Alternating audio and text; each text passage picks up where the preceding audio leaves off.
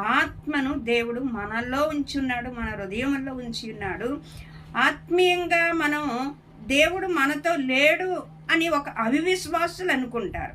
విశ్వాసంలో జీవించిన ప్రతి వ్యక్తి ఏమనుకుంటాడు అని అంటే, నాలో నా దేవుడు, నేను నా దేవుడితో ఉన్నాను, దేవుడు నాలోను, నేను నా దేవుడిలో ఉన్నాం, మేమిద్దరము ఏకమై ఉన్నాము అని ఒక విశ్వాసంతో ఉన్న వ్యక్తులు అలాగ అనుకుంటారు. ఆ విశ్వాసంతో ఉన్న వ్యక్తులు ఏమనుకుంటారు అని అంటే, దేవుడు నాలో ఉన్నాడు, నాతో ఉన్నాడు గనుక, అనుక్షణము నన్ను చూచుచున్న దేవుడు గనుక అని భయముతో వణుకుతో బ్రతికేవారుగా మనం ఉండేవారుగా ఉంటారండి. ఇక్కడ దేవుడు ఏమంటున్నాడు అనంటే, నీవొక దాసుడవు కాదు, కుమారుడవే. కుమారుడవైతే దేవుని ద్వారా వారసుడవు. యేసు ప్రభు వారు మనల్ని వారసత్వంలోనికి తీసుకెళ్ళాడండి. ఒకప్పుడు మనము దూరస్థలము,